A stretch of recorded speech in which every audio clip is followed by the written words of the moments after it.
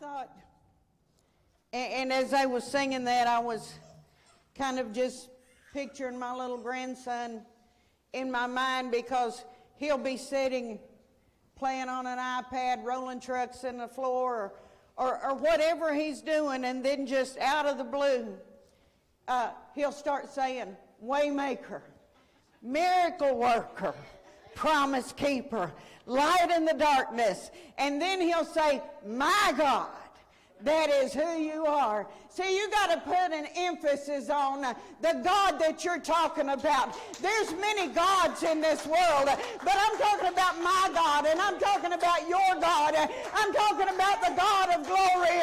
I'm talking about the God that formed and created the heaven and the earth. I'm talking about a God that can move the mountains. I'm talking about a God that will make a way where you don't see a way. I'm talking about a God, honey, that will reach down from the throne of glory and will place a healing upon your body. I'm talking about a God that will move in your home, in your heart, in your soul, and in your relationship. I'm talking about God. I'm talking about God. He is the great I am. He is the King of glory. He is my all in all. He is my everything. I say today, church, I say today, we need to allow God to move in our lives. We need to allow Him to form us and to shape us. And when we get shaken, we need to rise and say, yes, Lord. Yes, Lord. I hear you. I hear you. I know that you are my God. I know that you are a promise keeper. I know that you're a way maker. I know. See, you're talking to a little old country girl that knows about a healing God.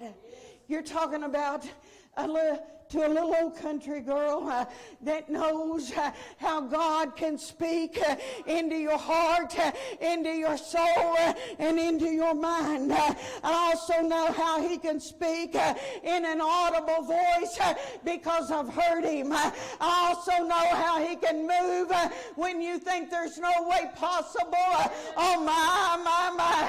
He will move in your midst. If He gives you a promise, He's a promise keeper.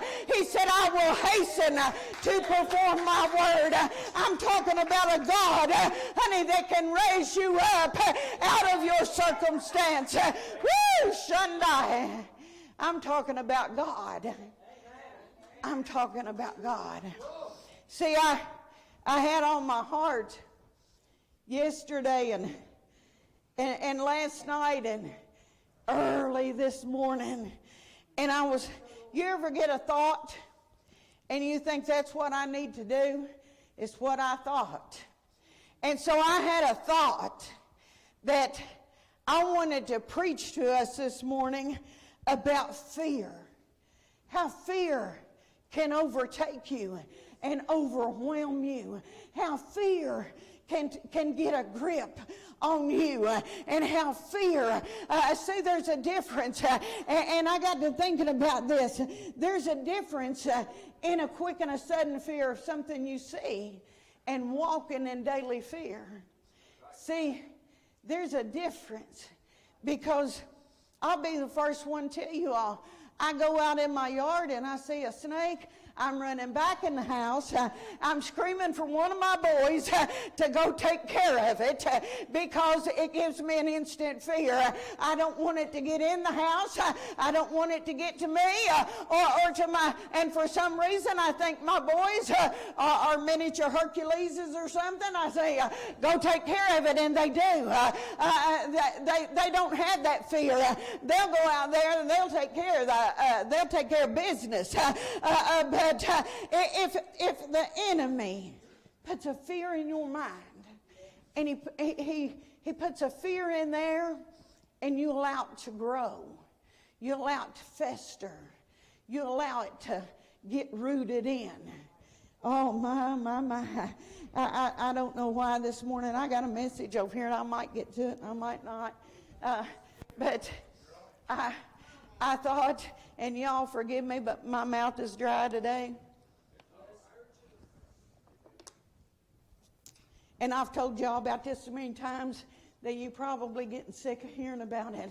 But it's what the Lord keeps giving to me and keeps bringing in my mind, because I know how fear can overpower you, and it can get a hold on you, and it can grip you, and you think, what am I going to do now? And if you get in a what am I going to do now mindset, and you get in a what am I going to do now, you get stuck in that place, and it's hard to get up out of it. When the enemy puts sickness on you, when he puts sickness on your baby, when he begins to come, see, if he can't get you, he'll attack your baby. You touch a parent's heart when you attack the baby. But see, I'm thinking about the day that they told me I had cancer, and see, there's a way that they can tell you, and the way that they told me, it put fear in me, because I have a doctor sitting here. He's looking at me and he says, I got to tell you, this cancer that you've got, it's about the size of a grapefruit. I got to tell you that there's not a medicine that you can take that's going to change it. It can't be shrunk. It can't be moved. The only way that we can conquer this is to surgically remove it. And it was right around Christmas that they told me, and they set me up for surgery on New Year's Eve. Now, I don't know about you, but when I started thinking about how a doctor was going to come in the hospital on New Year's Eve and operate on me instead of partying, it was party night. And I thought, Lord, this must be serious. I must be going to die. And I called the kids, and I got a mindset that I was going to die. And oh my. But the promise keeper began to speak, and the waymaker began to talk, and he said, turn your face to the wall and listen. And woo, glory, I turned my face to the wall, and I said, oh my. You ever have God just talk to you real straight? See, he's talked to me real straight. I'm a little bit dense. I'm maybe not dense, I'm stubborn. Because I get my mindset, and oh my, look out. But I thought I'm going to die, because I had ovarian cancer is what I had. And they said it's already set, and it's got to be removed. I thought, Lord, I'm going to die. But he told me, set my face to the wall and listen. So after I called everybody I knew in this county, in the next county, in the next state, I had them praying in every church that I knew about. I said, I need God to move. I need God to move. And then he began to talk to my heart. And he began to show me that he is a promise keeper. He is a promise keeper. He said, I told you that if you open the door, I would build a church. He said, it ain't built yet. It ain't done yet. He said, I told you you'd be a tabernacle. You ain't even got past the chapel yet. You ain't a tabernacle with 8 or 9 people. You got to grow. You got to build. Did not I speak unto you? Did not I say unto you, I'm going to take you somewhere. I'm going to lead you. All you have to do is follow. I'm going to give you direction. You just have to rise up and walk and know that if I said it, I will hasten to perform my word. I will do that which I said. And woo, glory be to God. I'm talking about a God this morning, church, that'll wipe out your fear. When I got up with a new word and a new knowledge. I got up knowing that there's not a devil in hell big enough to take down a child of God. And I got up knowing that I am a child of the Most High God. I knew it when I laid down, but sometimes fear will cloud out what you know. Sometimes fear will overwhelm you. Sometimes fear will cause you to not think like you normally think. But all of a sudden I began to know that God was not done with this old girl yet.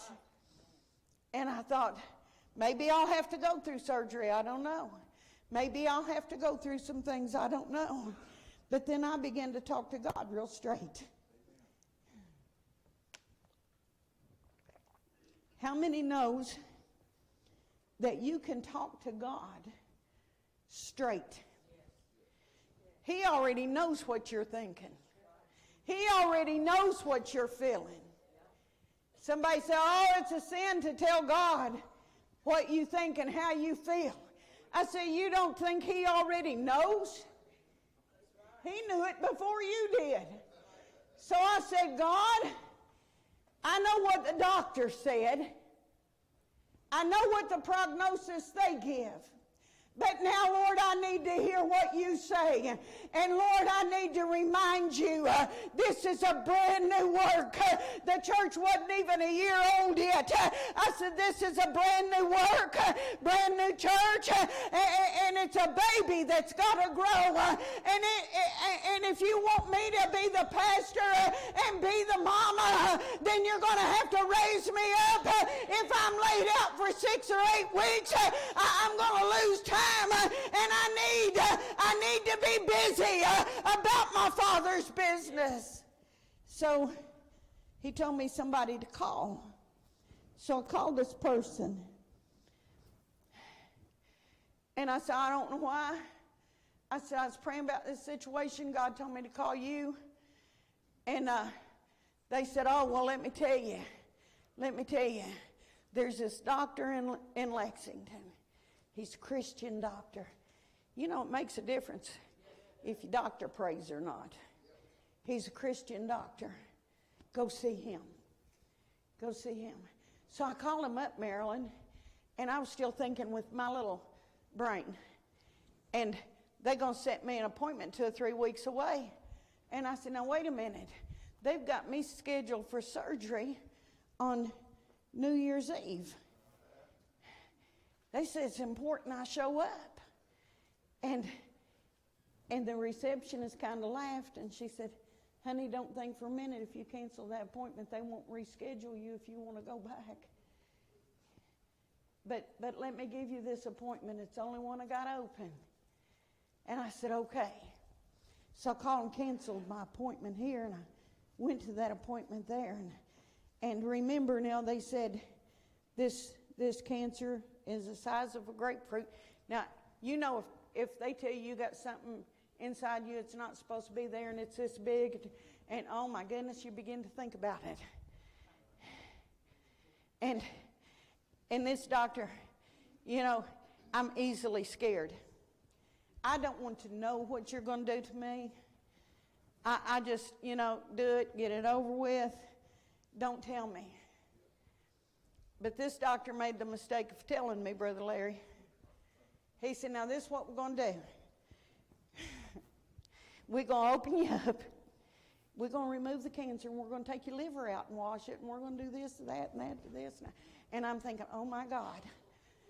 All my insides going to get took out and given a bath, and I don't know about all that. So I was anxious to go see this other doctor. And this other doctor had a little more wisdom. He didn't tell me all that stuff. I'm sure he thought it. I'm sure he probably was going to do it, but he didn't tell me. And that's wisdom. Don't tell Connie what you're going to do. And so he began to talk to me. And he said, you know what? He said, they can't find any of the tests that they run on you. He said, so I'm going to have to do all new tests. And my first thought was, Georgetown Hospital, what do you expect? But God followed it right up with, don't question my work. He lost it. so they would redo it. So he told me, he said, during the exam, he says, I can't find what they're talking about. I said, you can't? And he said, no, I can't. And I thought, the other doctor didn't know what he's doing. He just lied to me all the way around because he was wanting money to party next New Year's Eve on. Come on, don't tell me y'all don't think stuff like that. Yeah. He said, what I'm finding is about half what they said they found. And you know, I would have believed that other place made a mistake, except that after he done his test and showed it was shrinking, and that other doctor said it will not shrink. I can't even do any kind of treatment on you or any kind of medicine. It will not shrink. It was shrunk half the size. And then they found their test. And they found the picture of the beginning. And it was the size of a grapefruit. And then the next test, it was half that size. And then he said, you're a praying woman, aren't you? I said, yes, sir, I am. And I've got a church that prays. And I got family that prays. I got people praying in Ohio and Cincinnati. And I got people praying in Maine. And I had people praying all over the place. And I believe in a God that still performs miracles. He said, I'm a miracle worker. I'm a way maker. I'm a promise keeper. I'm the light that shines into the dark places of your life. Whatever you need, I'm going to be there to do it. And that cancer, each time I went back, it was smaller and it was smaller until one day he said, there's not a trace. There's not a trace on the picture. There's not a trace in the blood work. It's gone. Woo! Glory! It's gone. It's gone. That was 19 years ago. It's still gone. It's still gone. Because God removed it. See, sometimes we listen to the things that people speak to us, and they're speaking to what they know and how they know it, and they mean to be telling you the truth. But honey, I'm talking about a God that can take that thing and turn it around. He can change it. He can make a way where you don't see a way. See, the only way they saw was surgery. But God said, I am the great physician. I am the Lord thy God that healeth thee. And woo, glory. Oh, my. See, we lose sight and we get afraid. But God said, if you keep your eye upon me, if you keep your eye upon me. And I kept, see, what I was praying about was all the reports of this coronavirus. It's got everybody scared. It's got everybody scared. It's got people running in fear. And I thought, you know, the stores are making a killing off of people's fear. See, I didn't realize it was this bad. But Regina's wanting to make baskets to take to folks that are sick and stuff. And she gave me some ideas, things she'd like to put in it. One of the things on her list was little hand sanitizers. I don't think there's any in the state of Kentucky. I went to Walmart, sent Amber, she went to all the dollar stores, Dollar Trees, all those places. And one lady talked to her, and one lady said, you know what? She said, I worked 4 hours yesterday, and every single customer was buying bleach and Lysol and sanitizing wipes and all the sanitizer we had, brooms and mops. And I thought, my God, hasn't anybody been cleaning before now? Now, come on. Well, haven't they? I got a broom and mop at my house, and I got bleach at my house. I don't need to go buy it all off the shelf. I don't need a brand new one. It's been working good. Hasn't it, Amber? to check with the one pushing it. But those are things you should already have in your house. If you're cleaning, and then I began to think, Lord, how can I get them to know to not be afraid, because you are in control of the universe. And I began to think, and how many remembers when we was rolling over into the year 2000? It was the same deal. You couldn't find potted meat anywhere. You couldn't find a can of Spam if your life depended on it. Bottled water. People call me up. Are you stockpiling the bottled water? I said, honey, I ain't got room to pile enough water if something really was to happen. I said, if God can't give me a drink when I need it, I'm hurting. I said, no, I'm not stockpiling water. I'm not stockpiling canned meat. I'm trusting my God. I know a God who could send a bird with some food to feed me if I got that desperate. And how do I know that? Because I grew up in a place where there were times I had no food. There wasn't any food in the house. I'd hear my mama in the bedroom saying, Lord God, please send food to feed my children. And woo, glory, before long, a car or truck, somebody would pull in, and most time we didn't even know them. Sometimes, I remember one time it was people from a church over in Lexington. They just showed up. Would it offend you if we gave you some food? I'm like that little woman that was waiting for her chicken dinner. What took you so long? We was hungry yesterday. But my mama always said, if he don't supply the need right when you think he should, it's because he's wanting you to fast. She said, so pray while you're fasting. Honey, we grew up knowing how to fast and pray. Didn't we, Sheila? We grew up knowing how to fast and pray and seek God. That's why I learned to hear God at an early age. That's why when I was 10, 11 years old, I could hear the voice of God when he was talking to me, when he was telling me where to go and where not to go, and what to do and what not to do. And sometimes I listened, and sometimes I was rebellious. And when I was rebellious, I paid a price because I knew that I have a God that will make a way where I don't see a way. I don't have to figure out the way. I have to follow the light that's shining in the darkness. I have to fall in step with my waymaker, with my Jesus, and then I have to walk close. And oh my, the church never closed one time because of my cancer, and then it was gone. I'm talking about a healer this morning. See, we need to get our eye on Jesus, not on the virus. But I thought, calendar rolled over. We kept going right on along.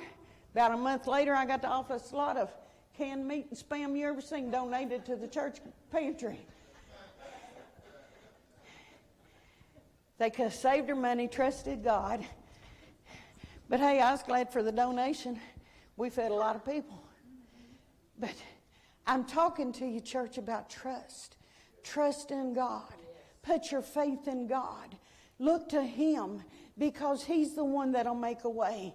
He's the one that, honey, he'll sanitize you and put you in a bubble if you need to be. He did the Hebrews when they went into the fire. He just wrapped them right up in a bubble. And it said when they come out of there, he didn't just wrap them in a bubble. He untied them. He unloosed them. He'll take that fear away. He'll take that bondage away. He'll take those binds away. And Debbie, you all of a sudden begin to give that shout of praise as you say, glory be to God. He's loosed me and he set me free. And oh my, people will look and say, who is that that's walking right by her side or by his side? Well, it looks like unto the Son of God, because Jesus said, I'll never leave you and I'll never forsake you. Honey, he'll go through the fire with you. He'll go in the lion's den with you. Whatever you need, he'll be there. Sometimes you have to ride it out, but he rides it with you. He rides it with you. See, I had to ride out the storm of cancer, but God brought me through it when I listened. When my baby died and my grandbaby was born dead, I had to ride that out. I had to stand in faith, and I had to trust God. Because, church, if you sit down and you start wringing your hands and saying, oh, what must I do? What must I do? The neighbor coughed last week. What must I do? Honey, you'll sit there and you'll drive yourself into a heart attack or a nervous breakdown or whatever the devil's got in store for you. But when you rise up, when they said, we've lost you, baby, I first broke, Brother Larry. I first cried. I'm human. But then I remembered. I got up at 4 o'clock this morning because God woke me up. Honey, when God wakes you up, it's because he's working on a plan. I didn't roll over and go back to sleep. I crawled out of bed and I began to pace the floor. Church, if God wakes you up, whatever time it is, and he says pray, you better get up and pray. You better get up out of that bed and you better begin to pray. I walked the floors and I prayed and I prayed and I prayed and I prayed for my babies. I didn't know what I was praying for. I didn't understand. I was questioning God. I said, Lord, why am I praying for my babies? Is she having twins? And then a little later that morning she started having problems. And this time I'll say, y'all forgive me, God forgive me, but took her to the Georgetown hospital. I was too. After she almost died there, finally, you know you got to watch what you pray for. Finally, I hit my knees and I said, God, I'm getting ready to take her back over there. And I want you to take that doctor that don't know nothing off shift and put on somebody that knows something and do something for my baby, because I've been up for hours praying and I know it's not for any, not to let her die. And Father, I'm asking you right now, put in somebody that knows what they're doing and use them to get her the help she needs. And so when I went back, they said, we're sorry, but your doctor just went on vacation. And I said, thank you, Jesus. They said, we're sending in a substitute. And I said, thank you, Jesus. Honey, I'm not ashamed to say that I wanted somebody that knew what they was doing. And I'm not ashamed to give God a praise when he does what I ask. Woo, glory. And it didn't take that new little doctor. See, that other doctor had vacation on his mind. I didn't know he was getting ready to go on vacation. He was thinking about wherever he was vacationing. Was all his bags packed. I don't think he's looking good.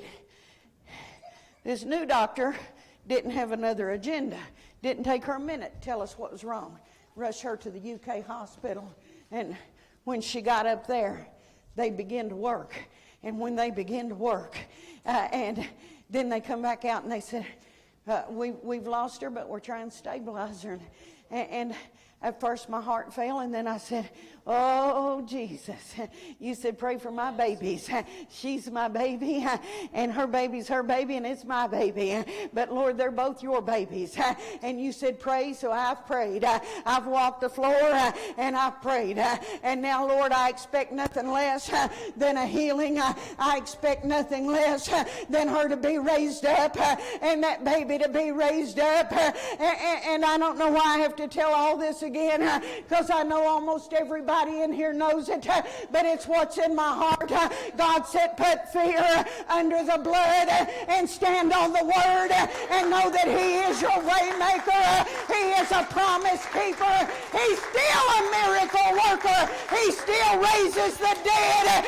Oh, my. That little young lady right over there if you don't know, is my daughter. And 20 years ago, she was pronounced dead. She had a baby that was pronounced dead. Somebody asked me, can you prove that? I can, but I ain't going to. If you don't want to take my word and take God's word, He's a miracle worker, shame on you.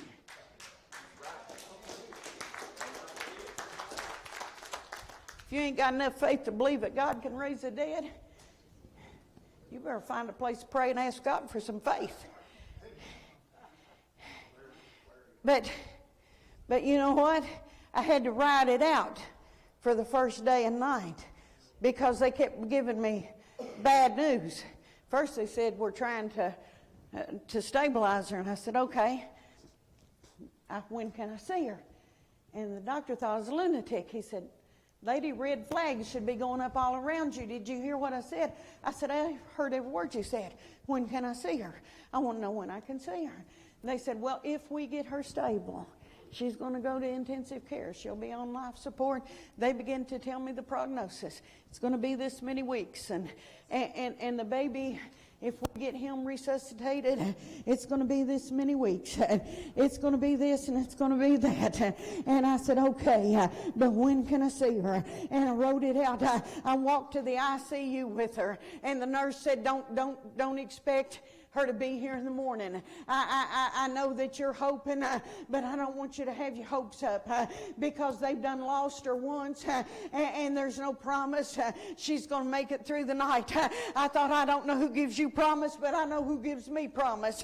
I know who my promise keeper is, and He made a promise to me that about my babies. And oh my church, I'm here to tell you that God that I serve, that God that I love, that God that I pray to, that God that I talk to, that God that I love, and He put life back in both my babies.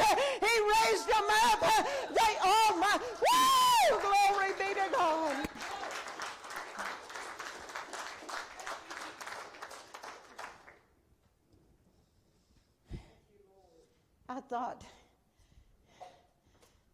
I thought, my God, what an awesome God He is.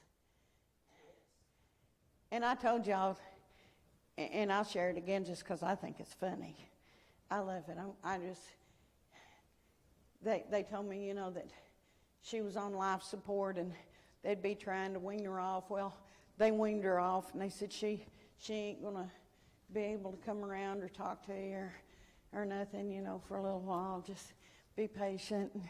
And so anybody that knows me knows I ain't got much patience. So when you say be patient, Connie's going to be praying or doing something. See, I learned when I was a little kid to fight my battle on my knees. I learned I can't fight it. It's bigger than me. But if I get on my knees and I call out to glory, honey, I learned that as a little child, and I've done it all my life, and I don't know anything else, but I know the God that I serve, and I know that up in the middle of the night when the bells started clanging and doors started slamming, and it was the unit she was in, and I jumped up and I ran to the girl at the desk and I said, what's going on? What's happening? They said, well, we're having to shut down the ICU unit. I thought something terrible's happened. You know us, we think negative. I thought, oh my God, what's wrong with my baby? And she said, honey, there's nothing wrong. She heard me praying. She said, there's nothing wrong with your baby. Everybody's okay. Somebody inside the unit got a hold of a phone and called 911.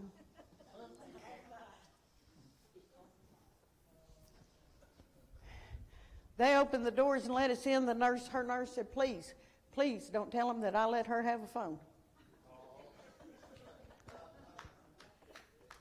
They thought she was going to call me because she was looking for her mama. She couldn't remember mama's number. She couldn't remember her husband's number. So she calls 911 to find her mama and her husband. She knows they're there somewhere.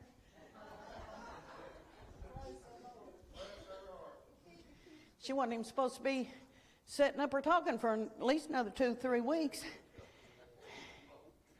See, when she went in for her first checkup, the doctor looked shocked. I don't guess he had seen her much. And he said, I didn't expect to see you walking again. I didn't expect to see you walking again. Church, I want you to know that there is a God that's bigger than coronavirus. There is a God that's bigger than all these things. Remember when they said that about the food, watch your food, this is contaminated, that's contaminated. Before the first contaminated item came out, which I think might have been lettuce, God woke me up early that morning. And he said, tell the people, pray over the food, because you don't know what they've done to the food supplies. I walked in the church, and I said, y'all might think I'm crazy. Some of you will remember, because some of you's there. Marilyn remembers. I said, God said be sure to pray over your food, because we don't know what they've done to the food supply. That week, I think it was, they started, don't buy lettuce, don't buy this, don't buy that. I was walking out of Kroger parking, through the Kroger parking lot, and some man stopped me. He said, ma'am, I see you got Pepsis on your cart. You better throw them away because I heard they're contaminated. I said, sir, I just spent money on them, and I got a God that said, pray over it, it's okay. I'll pray over every drink I take. I said, but I will drink them after I bought them. And I went home, I prayed over them, and I set them out. Honey, I'm talking about you can't walk in fear. If you do, fear will overtake you. Fear will grip you. Fear will hold you tight. But when you rise above the fear and you say, I know a God in glory that has kept me from my youth up. He's fed me when I was hungry. He's healed me when I was sick. But the greatest thing he ever did was save me when I was lost. Honey, because I'll tell you right now,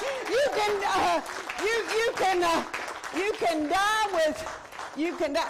I thought somebody said they're worried about this virus, and they said heart disease is the #1 killer. And I thought, you know what?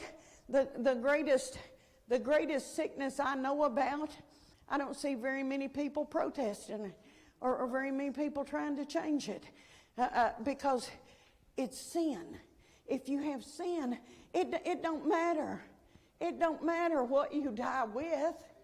If you've got sin in your life, you're lost for all eternity.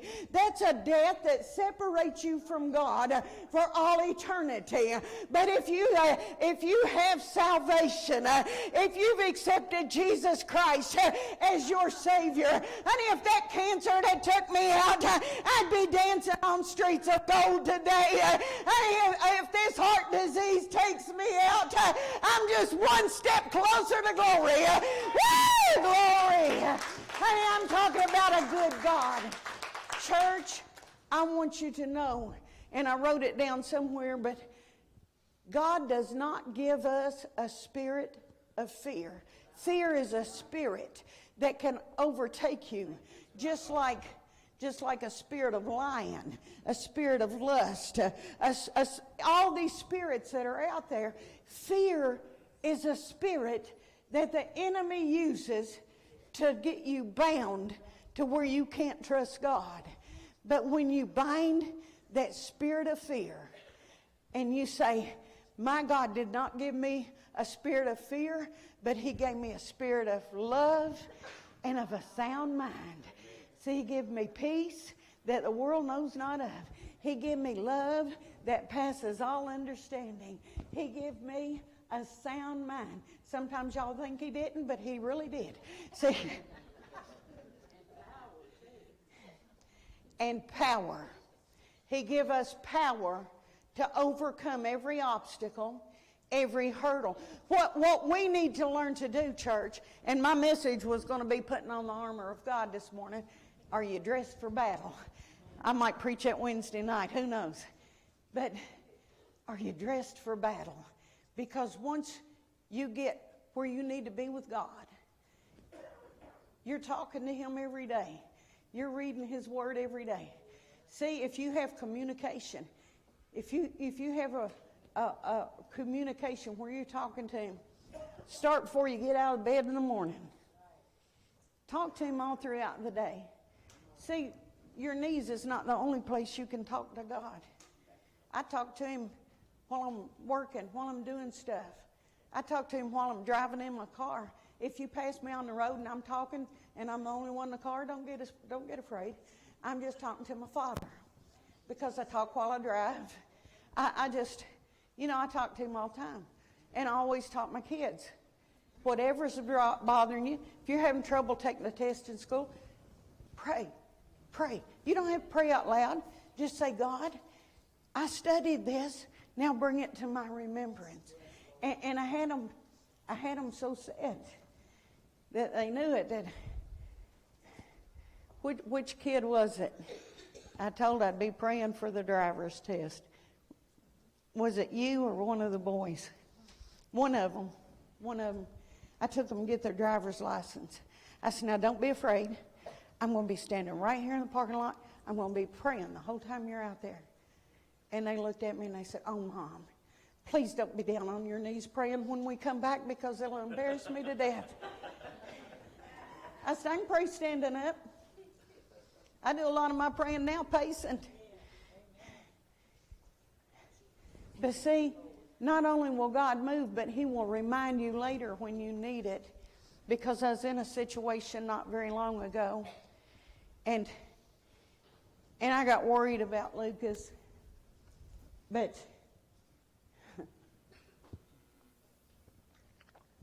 God reminded me, when you prayed for his life, did I not answer? When you pray for him now, will I not answer? See, he gives you reassurance, church. That's why it's important to talk to him every day. That's why it's important to get in the Word. The Word is your sword. And when you read the Word and you put it in, you sharpen one side. And then when you speak it out, you sharpen the other side. And then you've got a double-edged sword to attack your enemy with. Because the Word went in and now it can come out. And it'll be sharp. And it'll cut asunder everything that the enemy is trying to destroy you with. See, I could go on another hour telling you about miracles in my life, but I'll let those be it. I'll tell you one more. The first time my husband died, and I love saying the first time my husband died, because God raised him up and gave him 3 more months. See, God still raises the dead. People try to tell you they don't. They lie. They don't know what they're talking about. Pray that lying spirit off of them.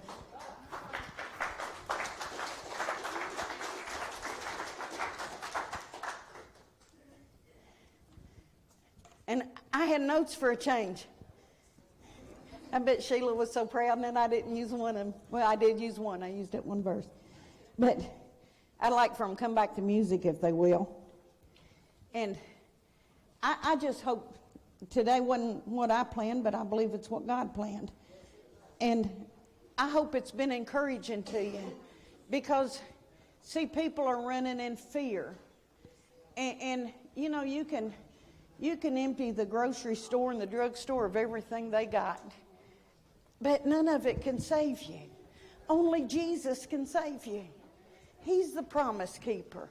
He's the miracle worker. He's the way maker. Yes, we need to use wisdom and do what's right. But like I said, ain't you been cleaning your house all along? I mean, you know, why do you all of a sudden need a... I'm just, it's not connecting with me, guys. I didn't run and buy a bunch of stuff because I already got what I use.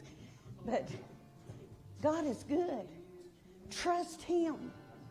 Whether it be for yourself, your children, your home, your relationship, your finances, I don't care what you're in trouble with.